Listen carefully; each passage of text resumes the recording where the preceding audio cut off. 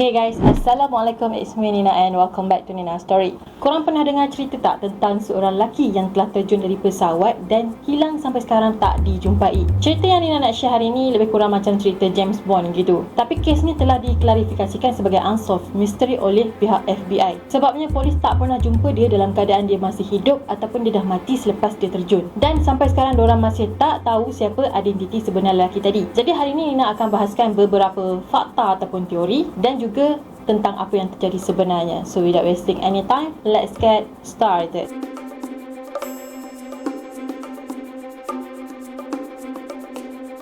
Kejadian ini terjadi pada 24 November pada tahun 1971. Jadi ada sebuah pesawat Boeing 727-51 yang akan melakukan penerbangan domestik daripada Portland ke Seattle. Jadi ada seorang lelaki yang berusia dalam 40-an macam tu telah membeli tiket one way daripada Portland ke Seattle atas nama Dan Cooper ataupun nama famous dia sebagai DB Cooper. Pada hari yang dia naik pesawat tu kan, dia memakai kemeja putih, kot hitam, bertali leher dan juga spek hitam. Harga tiket kapal terbang yang dia beli tu berharga $20. So flight tadi tu dia akan lepas pada pukul 4.35 petang dan tempat duduk Cooper ni adalah 18C. Dalam plane tadi tu ada seramai 36 penumpang tak termasuk pramugari dan juga pilot. Jadi kalau campur dua-duanya lebih kurang 42 orang. So selepas pesawat tadi tu pun take off, Cooper ni telah order dua jenis air iaitu air soda dan juga air whisky. Pada masa yang sama dia tulis sesuatu dekat atas kertas and then dia bagi dekat seorang pramugari yang bernama Florence Schaffner. So Florence tu pun ambil lah nota tadi dan diselitkan dalam poket dia. Dia memang tak baca nota tu isi dia apa sebab dia fikir yang Cooper ni nak flirt dengan dia. Tak lama lepas tu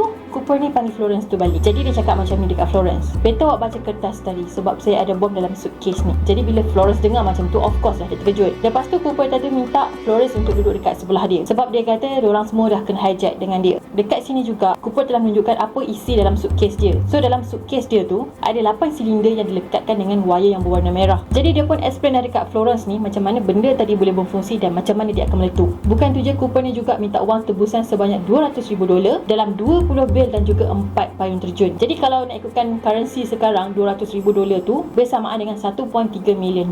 Cooper juga minta serial number bil tadi tu adalah yang random, bukan yang berurutan. FBI pun bagilah macam apa yang dia nak. Diorang memang buat random numbers, tapi semua number tadi bermula dengan huruf L. Bukan tu je, Cooper ni pun minta juga pesawat tadi untuk landing and then isi minyak balik kemudian flight. Sebab apa dia minta macam tu? Sebabnya pesawat yang dia naik tu pesawat domestik. Jadi tangki minyak tu tak sebesar macam penerbangan yang orang kata penerbangan antarabangsa. So memang pesawat tadi tu kena landing, isi minyak, lepas tu barulah boleh sambung perjalanan dia balik.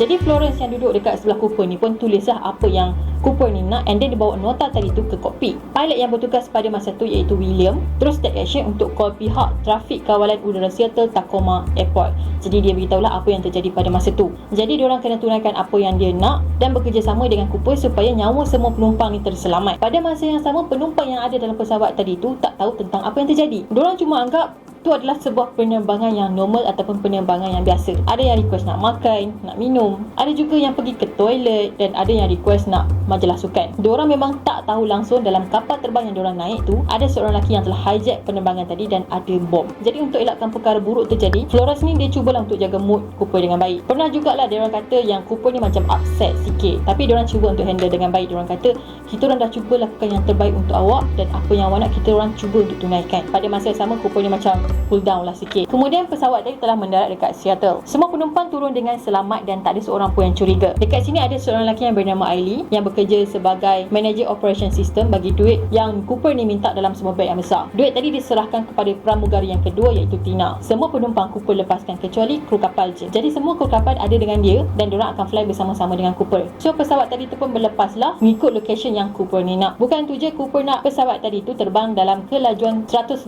knots dan ketinggian 10,000 kaki. Lepas tu dia beritahu dekat kru kapal ni yang dia sebenarnya nak pergi ke Mexico City. Tapi pilot ni explain balik, dia kata yang diorang ni tak cukup minyak sebenarnya nak ke Mexico kalau ikut kelajuan dan ketinggian yang macam tu. Dan pada masa ni dah pukul 8 malam dah. Lepas tu Cooper ni minta semua kru kapal yang ada dekat dengan dia tu pergi masuk dekat kokpit. Jadi tinggallah Cooper ni seorang-seorang dekat luar kokpit ataupun dekat kawasan penumpang. Semua kru ada dekat dalam kokpit dan diorang tak tahu apa yang Cooper buat pada masa tu. Tiba-tiba lampu menyala menandakan yang pintu pesawat dibuka. So pilot pun tanyalah dia, perlukan apa-apa ke? Tapi Cooper jawab no. Dan itu adalah jawapan yang terakhir ataupun suara yang terakhir diorang dengar daripada Cooper. And then bila diorang dah mendarat dekat airport Reno, Nevada, tangga dekat belakang pesawat tu dah pun terbuka. Tapi kru kapal pada masa tu tak tahu sama ada Cooper masih ada dalam pesawat ataupun dia memang dah terjun. Bila diorang mendarat je, terus pihak FBI ni datang untuk melakukan siasatan. Sepanjang siasatan pihak FBI ataupun polis, diorang cuba untuk mencari nama sebenar Dan Cooper, tapi diorang tak jumpa. Nama Dan Cooper guna tu adalah nama samaran je. Start dari kejadian ni, pihak FBI tak pernah lagi jumpa jejak Cooper. Jadi diorang pun buatlah kesimpulan mungkin Cooper ni dia tak survive masa dia terjun. Sebab kawasan yang dia terjun tu adalah kawasan yang berbukit dan pakaian yang dia pakai tu tak sesuai langsung dengan aktiviti penerjunan yang dia buat. Jadi kesimpulan dia, diorang kata okey, mungkin Cooper ni dah mati. Even diorang anggap dia mati, diorang pergi cari pun diorang tak jumpa yang menunjukkan kata dia ni memang dah mati dekat situ ke apa. Memang tak ada tanda-tanda. Ramai juga yang menganggap Cooper ni sebenarnya adalah bekas anggota payung terjun yang expert. Sebabnya ada yang buat eksperimen, waktu Cooper terjun pada pukul 8 malam tu adalah waktu yang paling sesuai untuk melakukan penerjunan. Lepas tu pihak polis pun ambillah keterangan daripada beberapa orang saksi yang pernah nampak Cooper, dan akhirnya terhasillah sebuah lakaran muka DB Cooper. Jadi berpandukan gambar tadi, diorang pun carilah siapa sebenar ataupun identiti Dan Cooper ni. Salah seorang suspek polis adalah Richard. Lagipun banyak teori yang keluar mengatakan Richard ni sebenarnya adalah DB Cooper. Pada tahun 1972, Richard ni dia berjaya hijack sebuah plane and then dia minta wang tebusan sebanyak 2 juta. Lepas tu dia terjun keluar daripada pesawat tadi macam Cooper. And then tak lama lepas tu dia kena tangkap dan meninggal lepas dia cuba melarikan diri dari penjara. Even diorang kata Richard ni adalah suspek utama, kemungkinan dia ni adalah DB Cooper, tapi pihak polis sebenarnya tak ada bukti kukuh yang mengatakan dia memang Cooper. Bukan tu je, sebenarnya polis memang dah ramai sangat tahan beberapa orang yang diorang anggap sebagai suspek ataupun sebagai DB Cooper, tapi bila diorang siasat, ya, semua tak menunjukkan kata orang tu adalah DB Cooper dan semuanya terlepas macam tu je. Pada Februari tahun 1980, iaitu lebih kurang 9 tahun kemudian, ada seorang budak lelaki yang berusia 8 tahun tengah bermain-main dekat pasir, dan budak ni telah terjumpa beberapa duit keping dolar dekat pasir. Duit tadi tu sebenarnya masih dalam ikatan macam awal-awal pihak FBI bagi duit tadi tu kepada Cooper. Cuma duit tadi tu dia ada rosak sikit lah. Duit tadi dijumpai sejauh 14 km daripada tempat Cooper ni terjun. Tapi yang pelik tu, duit tadi cuma ada 90 keping je. Baki duit yang lain tak tahu hilang ke mana. Maksudnya duit tadi tu tak pernah digunakan oleh Cooper langsung selepas kejadian dia lompat daripada kapal terbang. Tapi mungkin baki duit yang hilang tu mungkin dihanyutkan air ke apa, kita tak tahu. Jadi berdasarkan duit yang diorang jumpa ni, diorang percaya yang